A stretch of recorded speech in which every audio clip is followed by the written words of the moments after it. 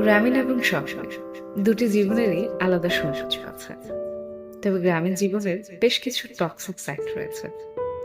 শুরু করি গ্রামের চায়ের দোকানগুলো দিয়ে। গ্রামের চায়ের দোকান মানে রাজনীতিবিদ, অর্থনীতিবিদ, ইঞ্জিনিয়ার, ডক্টর, পিএইচডি ডিগ্রিওয়ালা লোকের অবস্থান। এমন কোনো রিসার্চ নেই যে সেখানে হয় না।